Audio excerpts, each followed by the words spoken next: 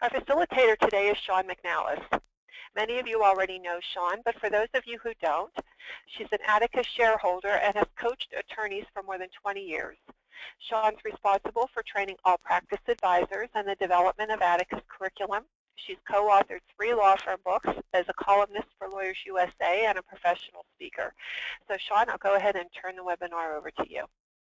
Wonderful. Thank you, Susan. And also with us today is Aaron Rothert, a new practice advisor with Atticus, who's going to lend his unique perspective to the email discussion we're going to have today. So welcome, Aaron. Thank you. Just a reminder to everyone that in order to get the most out of this webinar, keep a pencil and paper at the ready. If you hear something that we say that makes sense, make a note of it and also jot down questions. You can also text your questions to Susan, who will tell them to me. We'll leave time at the end of this webinar in order to answer questions. This, by the way, has been one of our most popular webinars to date. We have a record number of people attending today, and that just really underscores to me how important this topic is to many of you, to most of you, probably to all of you. What we find is that while email should be a really powerful productivity and communication tool, it happens to be a communication tool that's also capable of sabotaging your day. It's costing a lot of personal freedom. It's cutting into a lot of your life. It's extending your workday. And our goal today is to really help you dramatically reduce your email clutter. So here's the 7 ways we're going to help you take control of your email. The first thing we're going to talk about is getting focused on what's most important. And we're going to talk about a tool called the Daily Focuser. Then we're going to talk about setting appropriate boundaries and establishing email review times. I know you guys have heard some of this advice before. We'll drill down into it, and hopefully I can give you a little additional perspective. Then we're going to talk about processing emails to 0. Many of us check emails. Many of us recheck emails. We're going to talk about actually taking one of 4 actions to process your emails so that you get out of that endless checking and rechecking loop. There's some interesting statistics on this. I'll tell you in a few minutes. We're going to apply the 4 Ds to process your email. That'll be step number 4. We're going to talk about the need to be constantly blocking unwanted email. Again, many of you know this. We're going to drill down a little bit further on this topic. We're also going to talk about internal communication standards. You can control some of the email that is generated internally in your office. You can't control external email, but there's things you can do to control internal email. And then we're going to talk about email triage. So let's drill down to the first strategy. We want you to become focused on your to-do list. Often when you check email, you're working on somebody else's to-do list. So has this ever happened to you? You walk into the office first thing in the morning. If you haven't already checked email, from your bed that morning, from your breakfast that morning, or on the way to work that morning, you open up email. You've got a million things you have to accomplish, a lot to get done, a lot on your to-do list. You sit down, you open up email, and immediately you are sucked into this torrent of activity and requests and things that people are asking you to do. You look up, and an hour has gone by. For some of you, 2 hours has gone by.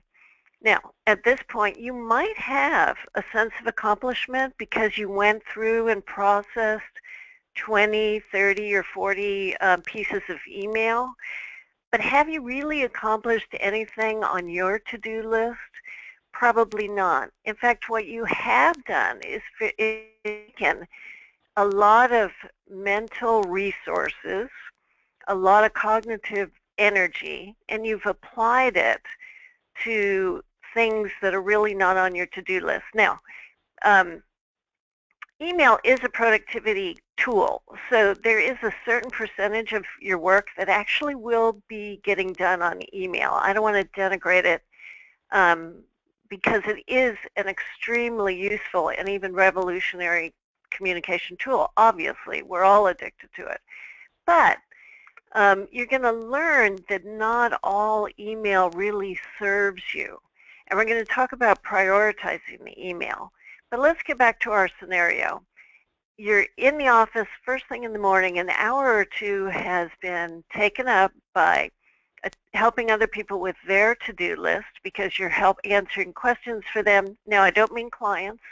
We're going to exclude clients from this. We want you to be very responsive to client emails. But there may be a lot of things that have taken you off track for the day, and had you not focused on what the highest and best use of your time is, and that is being focused on what's most important to you and your priorities for the day. Now, some of you that have been around Atticus for a while have seen something called the Daily Focuser. And this is the tool that we suggest you fill out either the night before or the morning of before you open email, because email will steal your energy first thing in the morning and sap a lot of your decision-making powers, and especially your prioritization powers.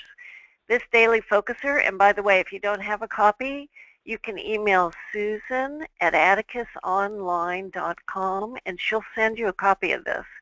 This is a great tool for you to actually get focused on what's most important to you, so that you don't walk out of the office every night thinking, oh my God, I had 3 things I needed to accomplish today and I didn't even get to the first one. On this Daily Focuser, what you'll find is a place to not only check email, check messages, etc., but also to list your top 3 objectives for the day. And that is, really prioritizing things that aren't delegatable, things that you must do, things that when you sit down and you look at your calendar and you look 2 weeks out, 3 weeks out, that you know you have to prep for, client meetings, filling client promises, getting things done on deadline. You need to list your top 3 objectives, and then under that, what are the next 3 in case you accomplish those 3? This Daily Focuser really helps you prioritize, and it's a practice we try to get all of our clients into. We actually have a weekly form as well that helps you plan your week, but we have found that in conjunction with a time template, this is really good for people to immediately begin first thing in the morning or last thing in the night before to focus on what they must accomplish so that they don't get waylaid by things like email. Okay, so let's talk about feeding your daily priorities. Erin, do you want to talk a little bit about what the daily priorities are that we want to make sure are supported during the day? Yes, I do. So talking about focus, what we want you to do is to consider how your inbox lines up with your daily priorities. So looking at this graphic, for most of you, the graphic represents the real categories of focus for your practice. The categories are going to be marketing, firm management, financial management, supervising production, and personal production and client communication.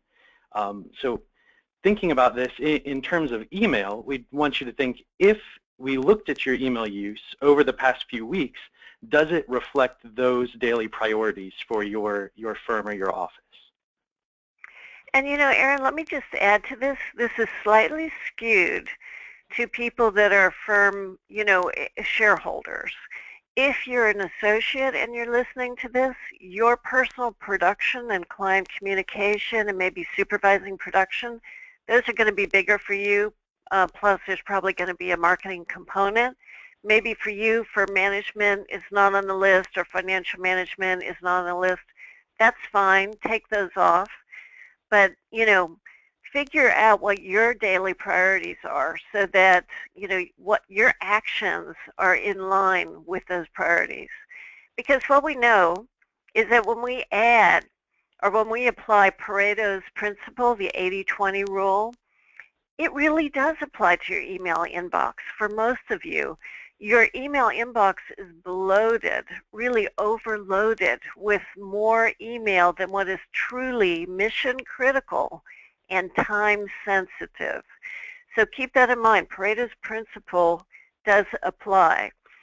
And while you're sorting through that 80% and trying to decide if this is critical and is this a priority, do I need to answer this now, what do I need to get to answer this, there's a lot of cognitive resources being wasted. You're viewing, you're assessing, you're grouping, you're moving, you're reprioritizing things. It's a lot of work for your brain to have to be doing. Maybe some of you don't recognize that you're using a lot of mental resources, and there's a lot of task switching going on. So we really want you to understand that your email inbox is somewhat bloated. So this takes us to the second strategy. And the second strategy is to set boundaries and establish email processing time. So what does this mean? This means that for many of you who might be answering email up until midnight, possibly waking up in the middle of the night, checking text, checking email, this means that your workday has now been extended to 12 hours, 14 hours, 20 hours, whatever the case might be. And if you're wondering why you're stressed out, it's because you have no predictable downtime in which people are not expecting a response. They've done experiments where they've seen where companies have rolled back their expectations. They had a culture where, people checked email and replied to email all throughout the evening up until, say, 10 or 11 o'clock at night. When they've rolled back those expectations and let people stop checking email at 6 or 7, when people had predictable downtime where nobody was waiting for an answer for them, they actually were able to relax. When you're in the constant seeking mode, which we'll talk about in a minute, in which you're constantly looking at the next email, wondering what the next email might be, not wanting to look bad because you're not responding within 5 minutes, that's a lot of pressure. You really want to, if you have the power in your firm, you really want to roll back the expectations unless it's truly an emergency. And you guys can discuss among your team what really constitutes a drop everything, time sensitive, let's handle this now emergency. Most of your communication is not going to fall into that category. So if you have the power in your firm to change your culture and not have you and your employees making messages until midnight, do that. If in your firm you don't have the power to do that, just monitor yourself and don't be as quick to respond to those late evening emails, because that really just teaches people that, you're up, you're alert, you're going to send a response within minutes. It keeps you on a very, very short leash. And it really contributes to everyone's stress. So keep that in mind. Because what we know is your time and attention is finite, but the number of people making demands on your time and attention are not. And why has that gotten worse? Well, there's just been an explosion of information to process, to track, and to tune into.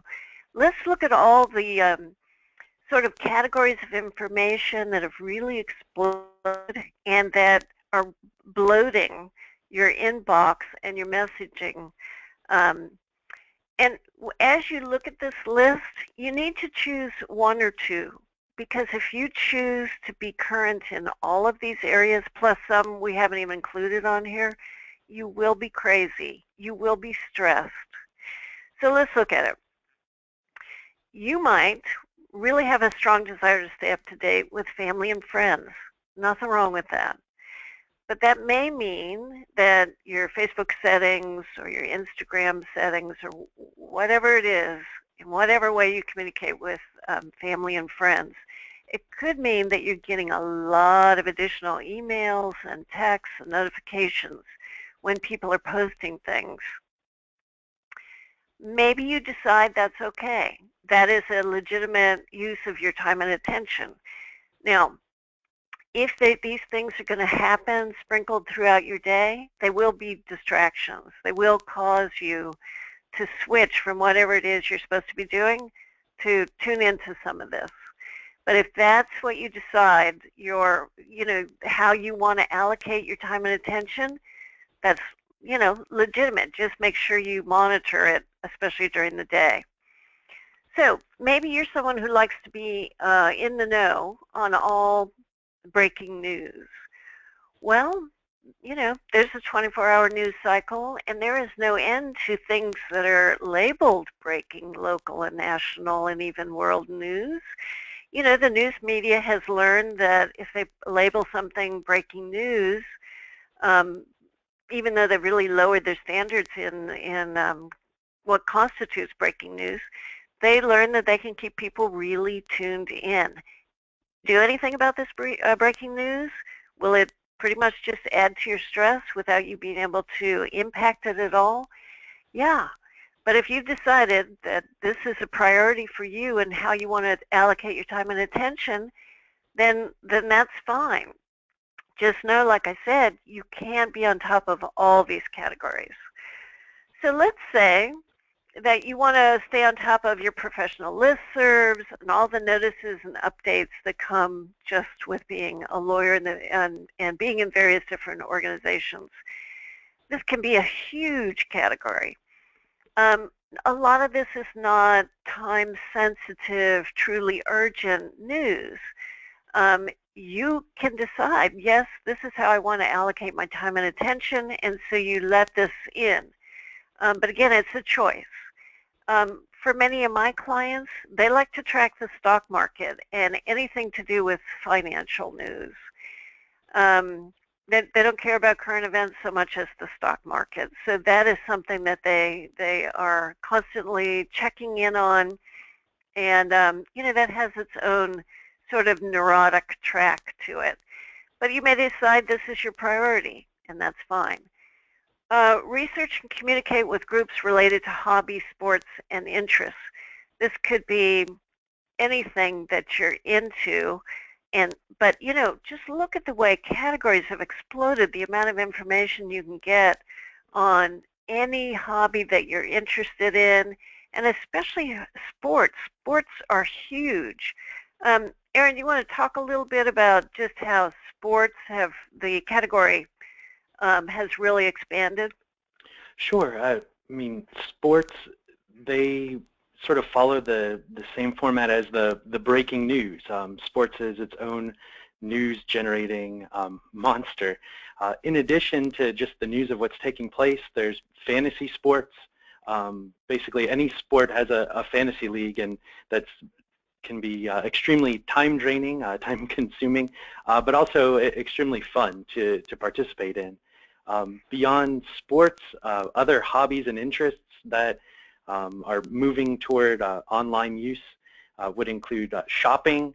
It could include gaming, watching the latest YouTube videos. What did Jimmy Fallon do last night that's going to make me laugh today? Things like that. So the range of hobbies and even just that category of sports covers such a wide variety of things and can take up a lot of your time, but it's also can be very entertaining. So the choice is yours. all of these categories, and some we haven't even mentioned, are available to you in explosive amounts of information. Don't try to stay on top of all this is our point. Pick what you're going to really specialize in and the rest, because this will have to do with how you route the email that comes in and even the text you get. So just know that you have choices here. Okay, so what percentage of your workday is dedicated to working on email? You know, we have 30% here, but for many of you, your day is dominated by much more than just 30% of working on email. It's taken up huge chunks of time, and people feel obsessive about checking on their email. As we've said already, a lot of people will check and recheck email. In fact, I did a study, and they showed that for executives, and I got to believe that attorneys are not that much different when it comes to processing information. Executives will check and recheck and reread an email 7 times before deciding what to do with it. So that is a bit of a waste of time. Now, if you're more of a deliberator, and it's certainly a big and important topic and one that deserves deliberation, it's okay to check and reread and think and allow yourself deliberation time. But for a lot of us, it's just kind of become a nervous tick to go in and recheck email to see, you know, what's showing up and if has anything changed and what did that one email say and do I really need to take action on that. You know, we've become fairly neurotic about it. So our goal is to help you aggressively process your emails to 0 every day. Let's look back into the past and talking about snail mail. You know, for many of you that get mail at work, you know, you have it triaged before it gets to you. Junk is separated out, personal email is separated out, and firm-related email is given the priority. Well, you can do the same thing with your inbox. You can and should pre-sort junk and advertisements, be routing your listservs, news feeds, bar info, etc. into separate folders, and then really only get firm-related and the important personal email straight through to your inbox. So you really want to make sure that your email is being triaged before it gets to the inbox, because as I said, you're using up a lot of decision-making power, wasting it, trying to decide which email is important and which email you should take action on. Let the rules and the power of your email program make some of those decisions for you so that you can set up folders. All these things can be pre-routed into these established folders, and you can go in and look at those things when you have time. The idea is to get the clutter out of your email altogether. Erin, anything more you want to say about that particular funnel? Sure. I would focus on setting those rules for particular senders so that you're not actively having to make the move, that you're automating the system. In addition to that, you can set some, in Outlook, you can automatically change incoming message colors and fonts based on sender, subject, or recipient. Yeah, because that helps you automatically prioritize. Right. So depending on which version of Outlook you have, in the 2007 and before, it was an organized feature. 2010 later, it's going to be in the advanced view settings.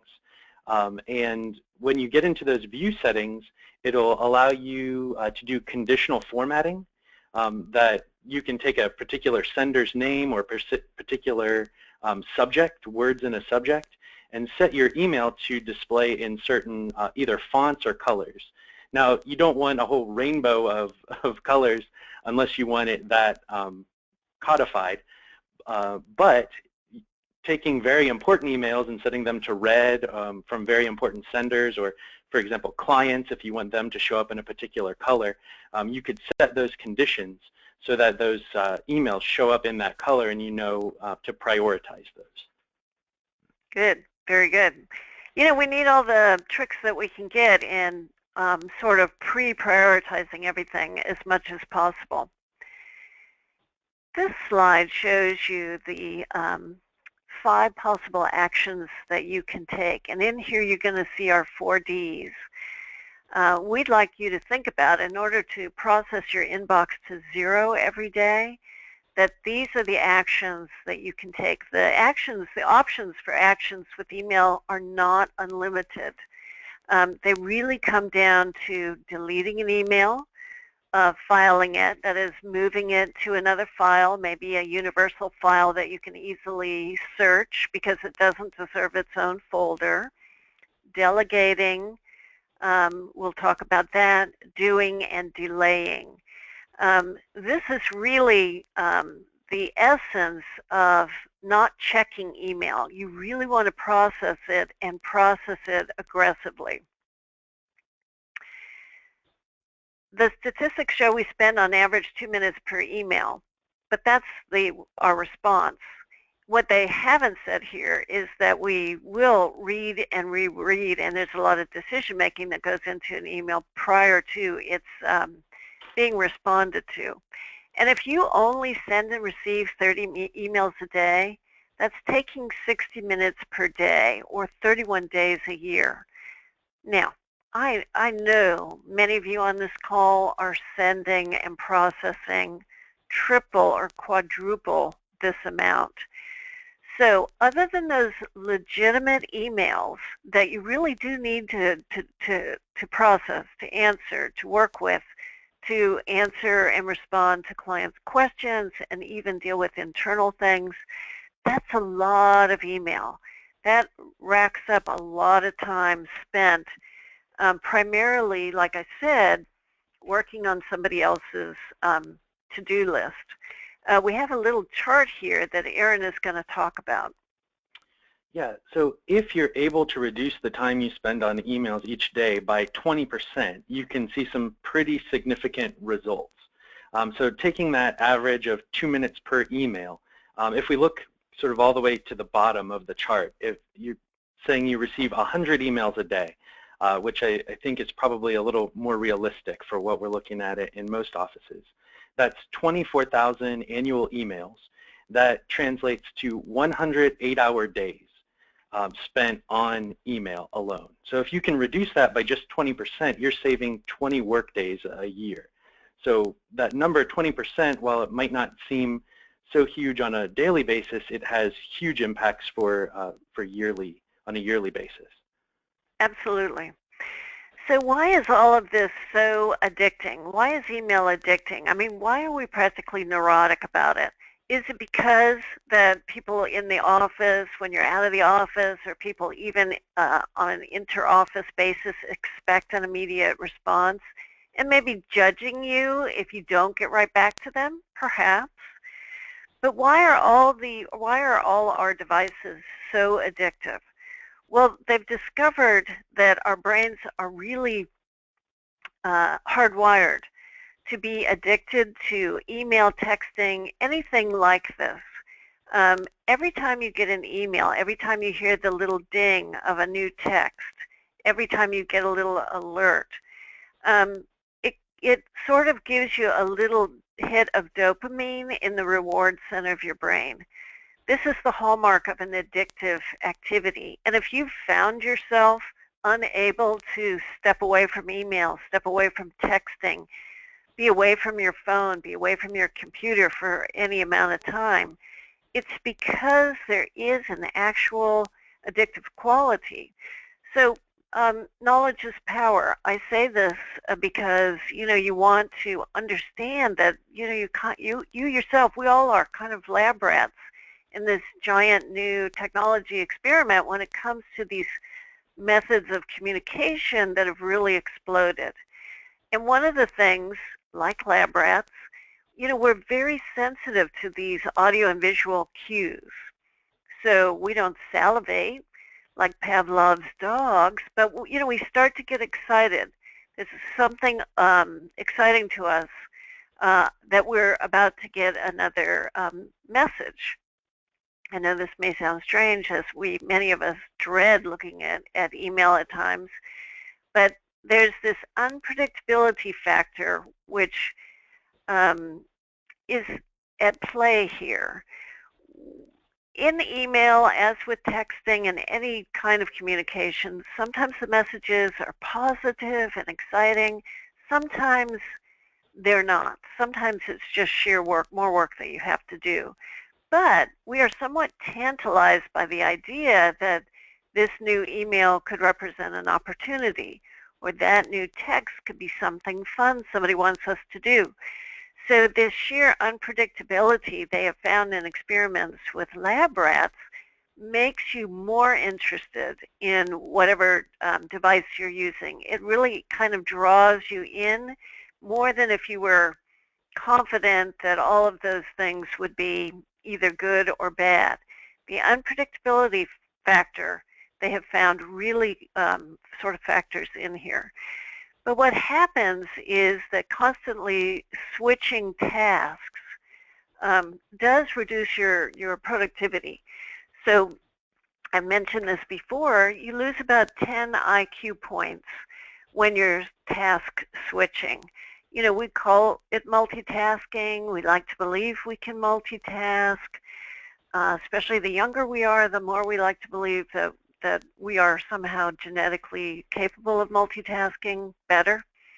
But, science would disagree. Science says perhaps you can attend to several things, but they're in rapid succession. You're really not attending to two things at once. Your brain is switching between tasks very rapidly in the executive prefrontal cortex area. And it reduces your effectiveness on all of these things, unless you're pairing two things that are relatively brainless. Eating and watching TV. Most of us have mastered that. It doesn't really reduce our effectiveness, say, while watching television. Now, it could reduce your enjoyment of actually eating, because it may take your mind off of the fact that you're eating and you're either brainlessly eating or not really tasting your food. But, it is possible to accomplish, two really super routine tasks at the same time. But, there may be diminished enjoyment at the same time. Erin, anything you care to add to that? No, Shawn, I think you covered that topic pretty well. Okay. So what they've also found that is when scientists have done studies and they've tried to get people to, reduce their impulses with regard to email, texting, tweeting, Googling, it's more difficult to get people to change their habits with regard to these things than it is when they're addicted to drugs and alcohol. So just know that there's a very heavy-duty psychological draw that you're working with. And now let's go on to the fourth strategy. And the fourth strategy is those 4 actions that we want to talk about, the 4 Ds. Do it, delegate it, delay it, or dump it.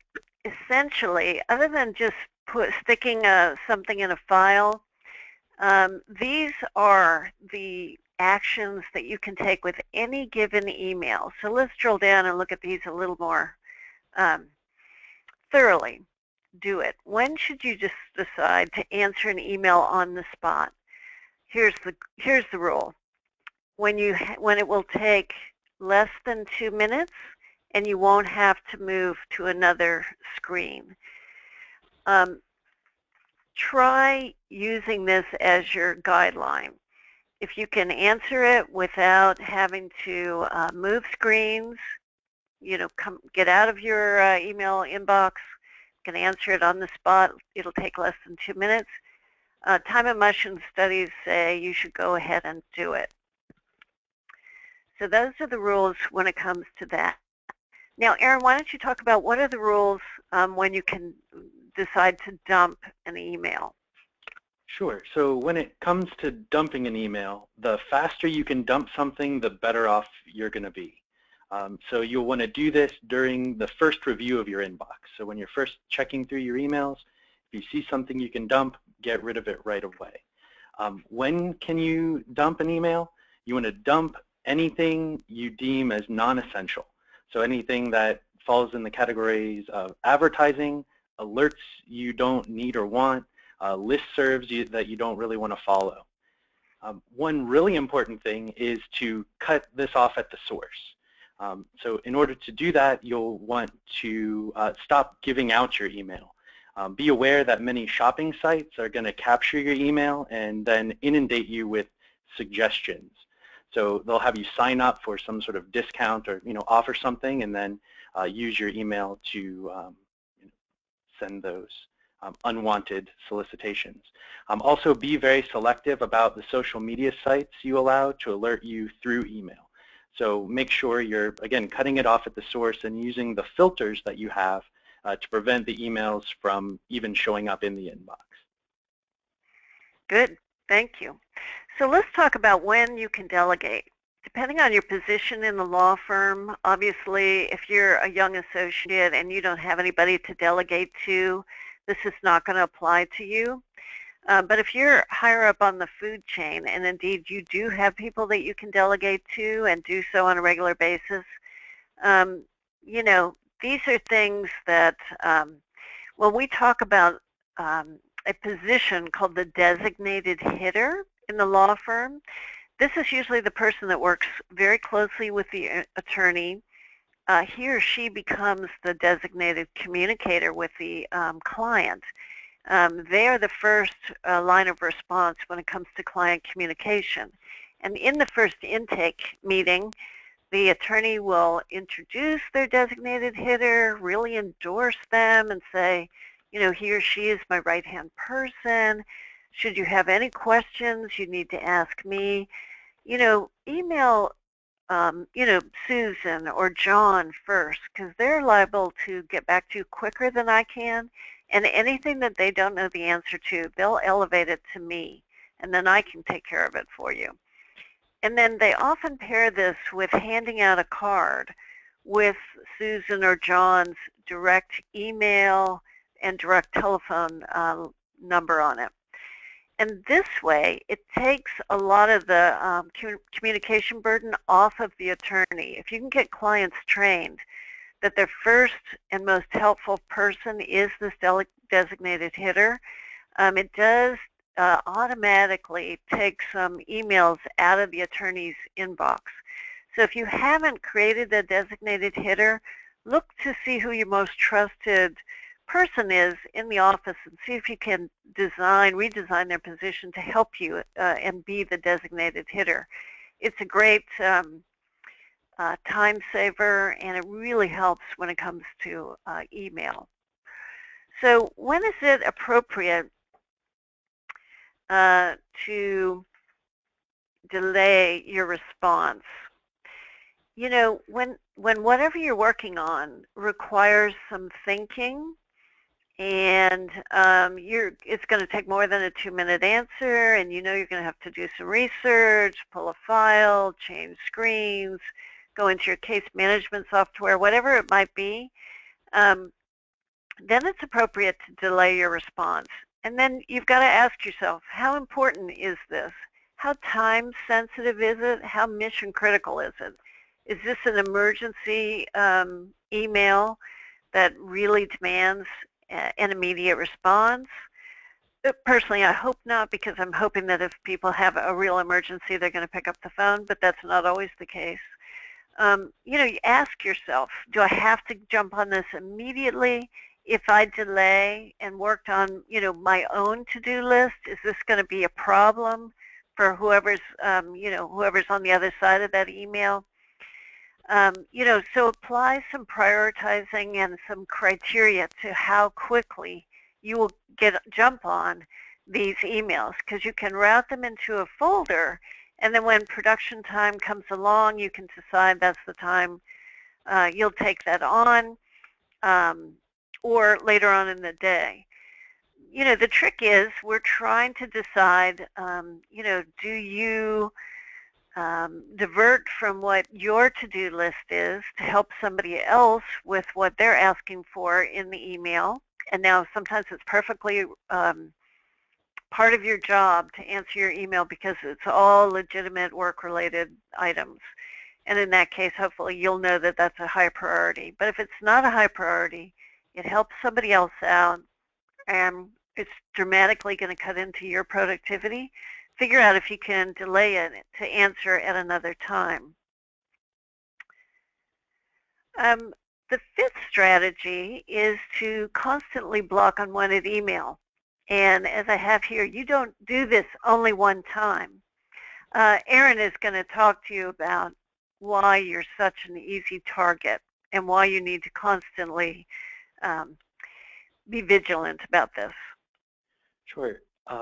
You are targeted every time you visit a website, anytime you buy something, sign up for something, register for something. Any activity online is going through these databases to generate advertisement or spam or something that's going to be sent to you. You sign up for listservs, you are part of the bar, they're sending you communications. Just looking at junk and advertising, depending on whose numbers you're looking at, it's somewhere between 54 and 90 billion emails a day that are sent as spam. And you're saying, yeah, half of those end up at my office. So what you need to do is make sure that you have those filters in place to cycle those out, because if just that many emails are spam and junk, and then you have those three other categories on top of it, that's a lot of unnecessary email or email that isn't high priority.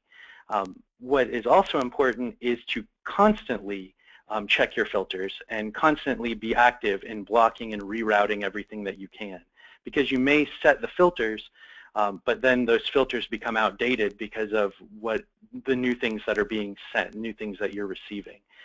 So keep an eye on what you're receiving and make sure the filters are up to date to keep those out. Then once things sneak into your inbox that got past your filters, reset the filters to address those as well. Great.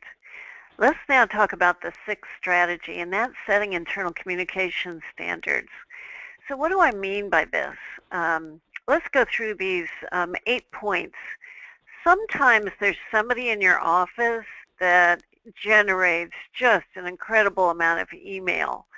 If there's somebody like that in your office, maybe pick up the phone to discuss things with them. You can shortcut a lot of back and forth with email by a quick discussion.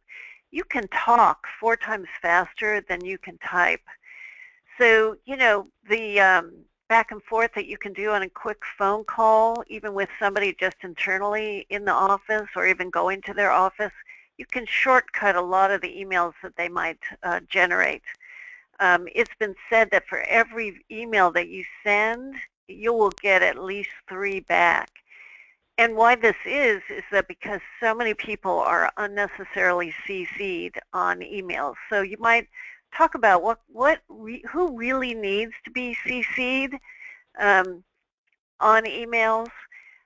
Make sure that the people that you're requesting any action of, they're in the top line as the senders or as the receivers.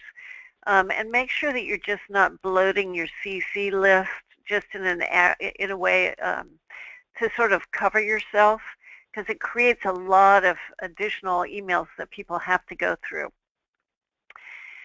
Some offices have taken it on to rank A, B, or C priority emails.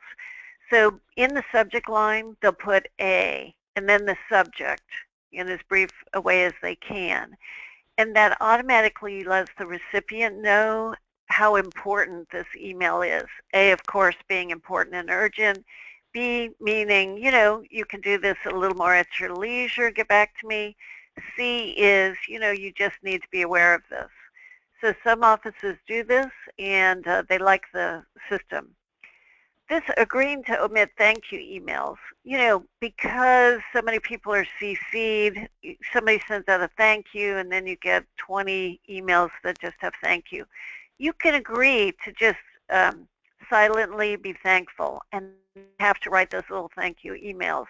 And it cuts out a little percentage of the emails that you get. People, when they're reading an email, don't always understand what it is that you want of them. By writing emails in a succinct and clear manner as possible, even using sort of an outline style, and then bolding or highlighting any action items, you can make your communication a little more clear.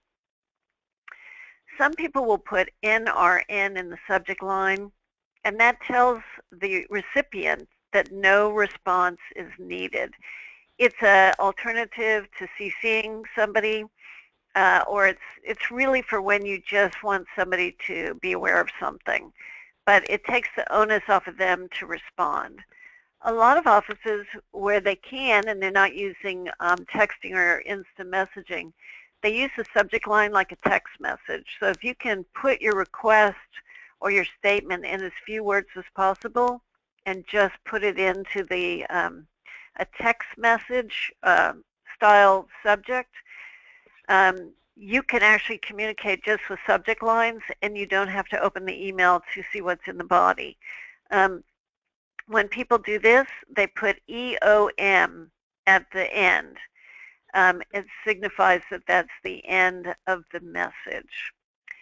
Other people limit response to 50 words or less. This is a good thing to do. This, in addition to making sure that every email, if you're going to request something of somebody, try to limit the number of requests you make per email and make sure that the subject line is consistent with the request that you're making.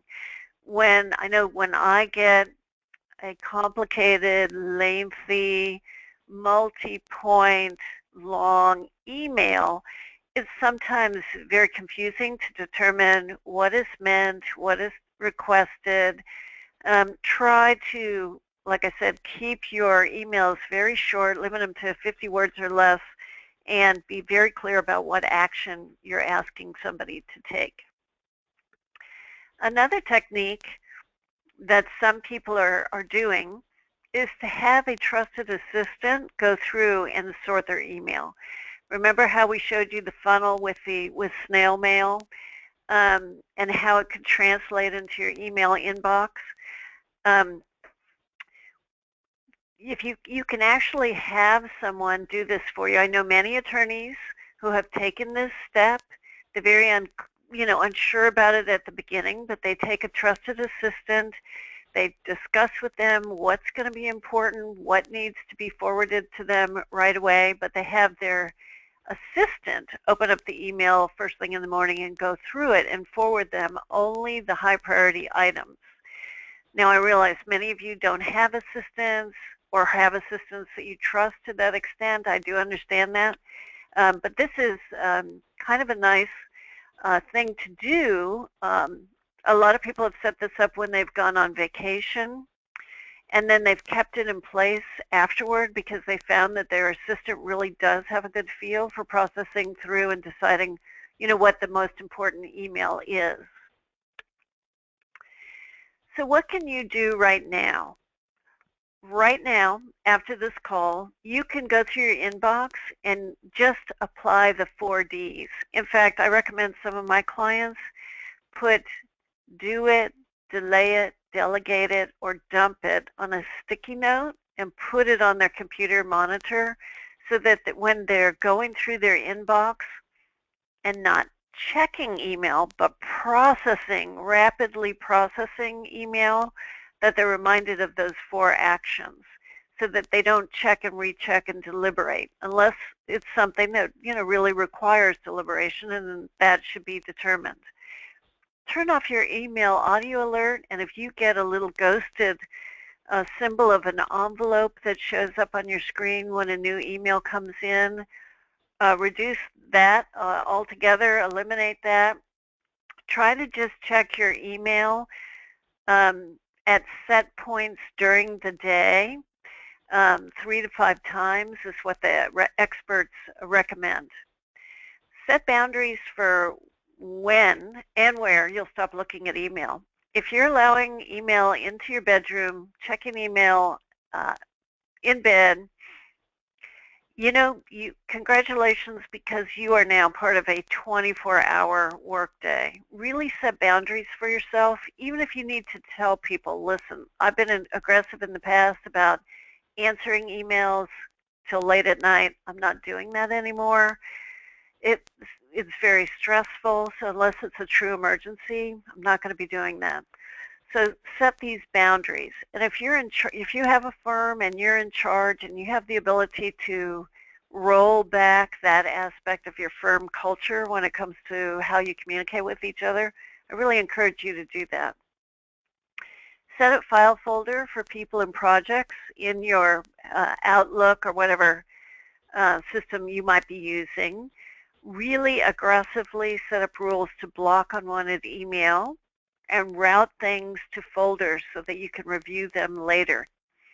And then if you have somebody that you trust, assign them to triage your email. And this is really about allowing you to get to the highest and best use of your time. And let me ask Susan this. Do we have any questions we can quickly address before our time is up? We did have a couple of things. One is a suggestion for an Outlook add-on. It's called Clear Context. And our listener says it allows you to defer an email to any time that you select in the future. So then the email just comes back to your inbox at that time. So he said it's easier than putting it into a folder and then forgetting to check it.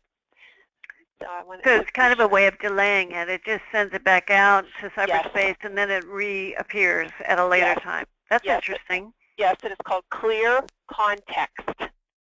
Interesting. Okay. Now, we have a couple that are a little bit related. One is asking how you can essentially train your clients not to be expecting immediate responses. And the other was, what do you think about having an automatic reply to all email that comes in that says, thank you for your email. If you do not get a response within 24 hours, please call us.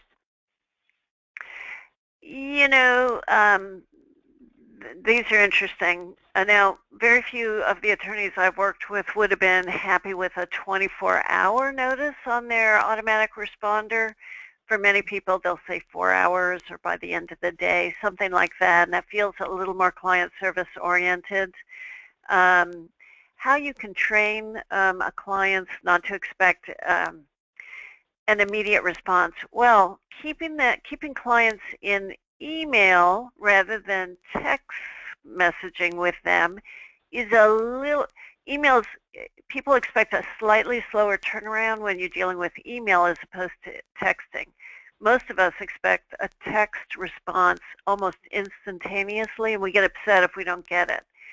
Our turnaround expectations with email are a little more open. So try not giving out your text. Try keeping people in email if you can, even though I know you're probably still picking it up on your phone, email, just as well as you would be with texting, but the expectations are a little bit less. Also, try this designated hitter thing.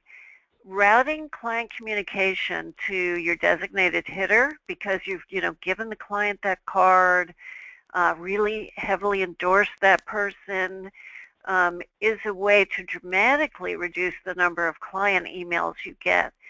So if you're somebody who wants to try this and needs to work it into your how you work, do this with all new clients. So with all new intake meetings, get the cards printed up and introduce your designated hitter as your very trusted right-hand person. And then say, direct any of your email questions to him or her. They'll get back to you much more quickly. I will be supervising everything they say and do. And they'll elevate any questions to me that they can't handle. This sort of sidestep, yes, it burdens your paralegal or trusted assistant, but it takes the immediate burden for the smaller questions off of the attorney. And we got to keep in mind here that it's the attorney's time that we have to protect the most in a law office. They are the ones who have the training, and they should be applying that training and handling the legal technical work that only they can handle. And we have to make sure that they're able to do that they have blocks of uninterrupted time in order to do what's the highest and best use of their time.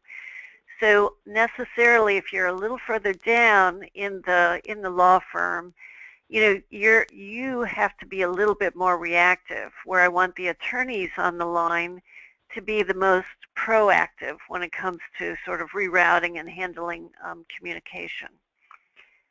I think that's all we have time for, Susan.